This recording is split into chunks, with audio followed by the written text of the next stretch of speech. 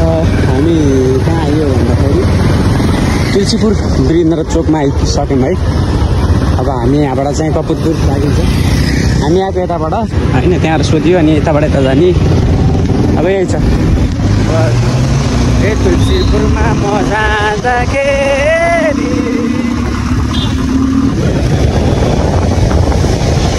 यही हो।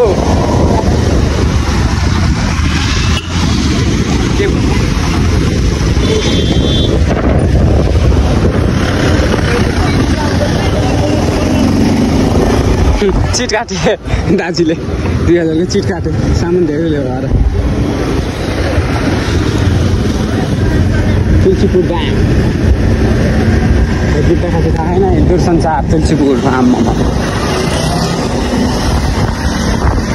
जसलाई हेऱ्यो त्यही राम्रो देखिन्छ। के भएको हो यस्तो आँखा धुलो पसेछ कि आँखा भन्छ, चस्मा लाउँदा नि धुलो पस्नु भन्छ।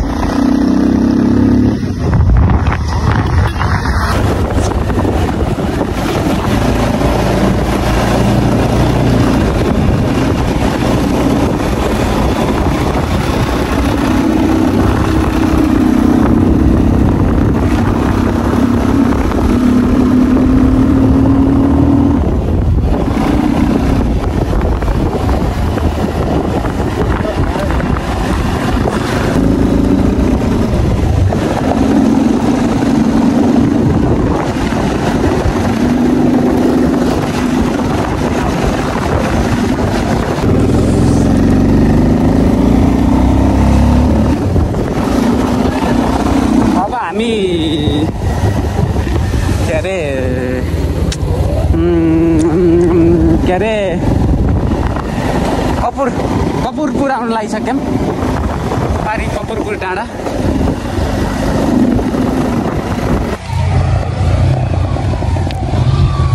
तपाईँलाई हामी चाहिँ सल्यानमा आगामी स्वागत गर्न जान्छौँ। अब हामी चाहिँ यहाँबाट लाग्यौँ है गाइस। अब यो माथिल्लो बाटो यहाँबाट यहाँ आइयो सल्यानबाट अब चाहिँ हाम्रो यात्रा रोल्पातिर है। अब रोल्पातिर लाग्यौँ, सल्यान बजार छिरेर रोल्पातिर लाग्यो। ल अब मौसम पनि चिसो हुन लाग्यो। दुईजना आनन्दले अब गइन्छ रोल्पा। भिडियोहरू चाहिँ पार्ट 1 पार्ट 2 गरेर पार्ट 3सम्म आउँछ होला। खासै धेरै मैले लामो गराएको छैन, भिडियो छोटो मिठो गराएको छु है।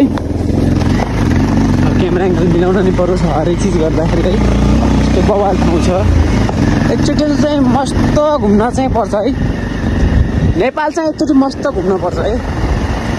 किन भन्दाखेरि हरेक अब कहिलेकाहीँ माइन्ड फ्रेस रिल्याक्स गरिसकेपछि यत्रो समयमा है। म चाहिँ अहिले धेरै समयपछि घुम्नलाई निस्केको। अब कुन बाटो कता कता अब थाहा छैन, हामीलाई भनेअनुसार अब आइएछ घुम्नलाई है। हामी घुम्न आएको कहाँ आएको अरे, हामी घुम्न आएको कहाँ आएको अरे, घुम्नै भन्नु पऱ्यो होइन। हामी घुम्नै आएको। यहाँ कन्फ्युजनमा राख्थेँ मैले, हामी घुम्न आएको के हेर्न आएको भन्ने भयो लाइक त। अब घाम पनि डुबिसकेको छ, घडीमा 6 बजिसकेको छ। बिहान 6 बजे हिँडेको 12 घन्टा भइसक्यो। हामी चाहिँ सल्यानको तल्लो बजार यो के भन्छ अरे कपुर बजार, कपुरकोट बजार छोडेर अब हामी यहाँबाट घाम डुब्दैसँगै अब हामी पनि यात्रालाई अगाडि बढाउँदैछौँ। यसको फेरि यस्तो छ आफूले फेरि सकबाट हासोल्टीले क्यार्नु र अब आफू जुनगान्ते मान्छे परियो, गाह्रो छ, गाह्रो छ। अब चिसो बढ्यो नि त, अनि यो चाहिँ छोड्यो किन भन्दाखेरि धुलो पनि टाँसिँदैन कपालमा, अनि चिसो पनि झ्याप्प भेट्दैन भनेर हो नि त। ल यात्रालाई सुरु। अब हाम्रो बाटो भनेको कच्ची सुरु भयो। यहाँबाट रोल्पासम्म, सल्यानबाट रोल्पासम्म अब कच्ची बाटो सुरु भयो है त गाइस। ल देख्न सक्नुहुन्छ बाटोको हालत। सल्यानबाट रोल्पासम्म कच्ची बाटो, गुटुङटुङ लाएर कच्ची बाटो।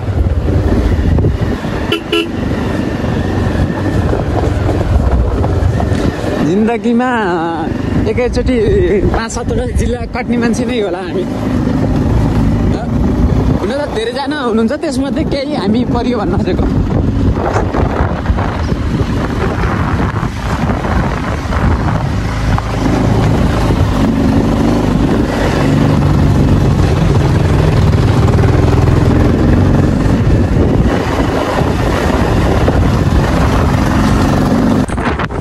नचिनेको ठाउँ छ नचिनेको गाउँ छ सबैजना सोध्दै कसैले भन्छ आधा घन्टा कसैले भन्छ 45 मिनट कसैले भन्छ 15 मिनट कसको कुरा विश्वास गर्नु यतातिर चाहिँ तरकारी लिएर लाँदो रहेछ मस्त यो के तरकारी हो पनि है यतातिर यो दाउरा पनि राखिसकेका तर यहाँ चाहिँ चिसो हो के अचम्मै यस्तो चिसो हावा छ नि मलाई मुस्ताङको हावा चल्यो सेम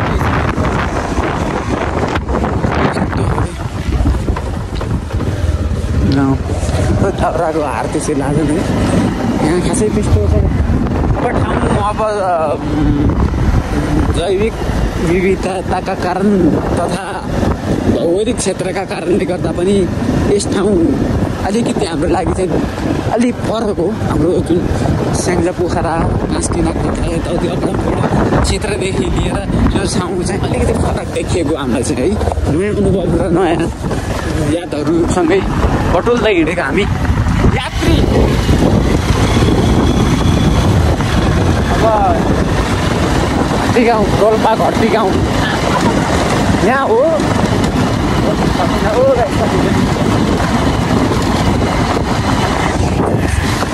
बोर्डमा के टाँसे आएको नि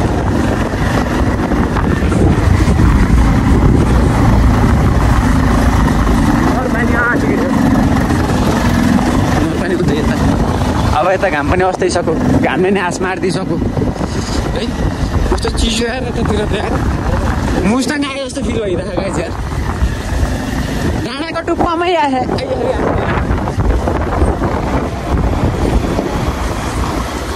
आउन पनि छोरी मऱ्यो त नि डाँडाको टुप्पामै हो फेरि आएको कस्तो मजा मजाको बारी यार के फेरि यार कस्तो मजा मजाको यार यतातिर यार आमा ए आमा त प्लान्टिङ हट माटो मेरो खेत हुन्थ्यो अन्त अब यार यस्तो सम्म ठाउँमा है भवालो जुन हुन्थ्यो नि नर्सरी अब के भन्छ त्यसलाई यो प्लास्टिकले ढाकेर यस्तो राम्रो हुन्छ यस्तो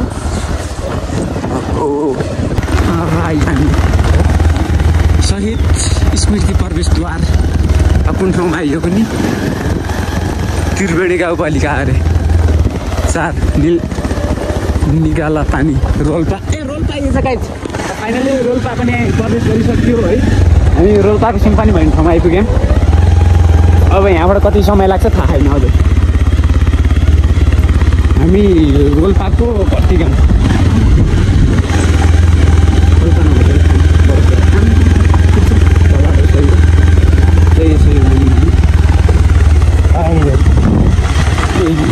बस स्वर्गदारी यहाँबाट रहेछ क्या जाने है स्वर्गदारी यताबाट जाने रहेछ हामी निगाला पानी भन्ने ठाउँमा आइसक्यौँ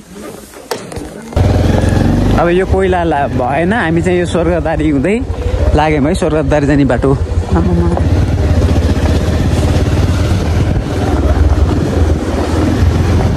यहाँ बाइकहरूको हेडलाइट बल्न लागिसक्यो गाइस है त्रिवेणी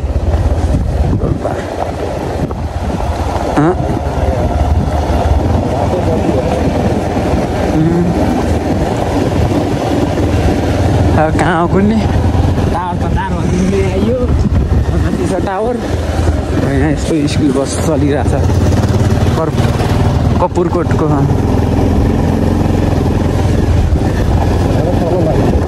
हेरेँ सोधौँला नि त दाजुलाई दाजु सिम्पानी जाने बाटो यहाँबाट हो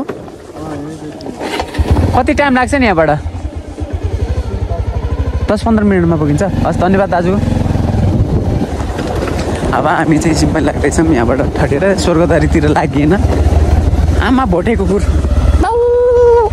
हड्डीले हामी चाहिँ सिम्पानी आयो है रोल्पा सिम्पानी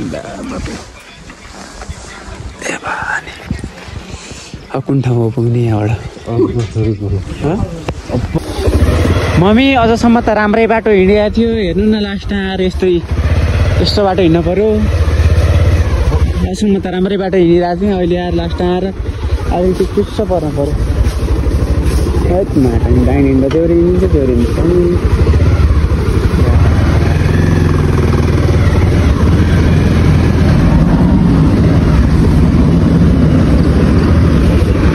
ए डोजर आयो गाडी चाहिँ डोजर आम्मा डोजर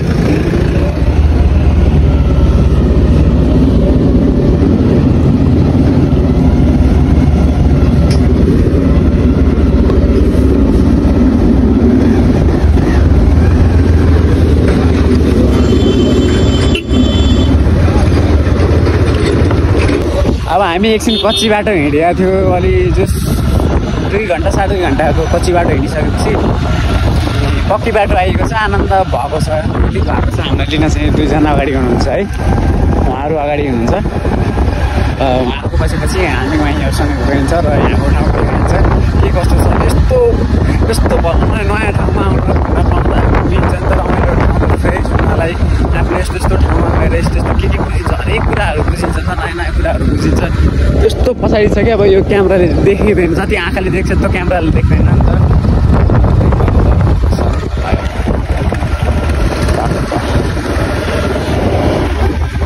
अहिले देखिएको बजारमा यही गाइजमा टाढाबाट देखिएको थियो अन्धकार है जुगार भन्ने बजारमा यो यहाँबाट कता हो पनि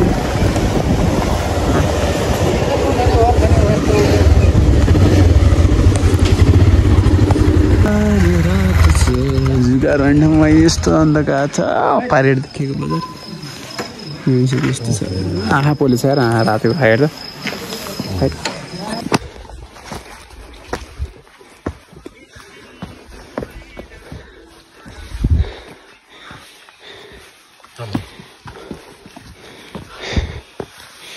सोल्टी पछि बहुत बगाएछ त कस्तो छ ठिक छ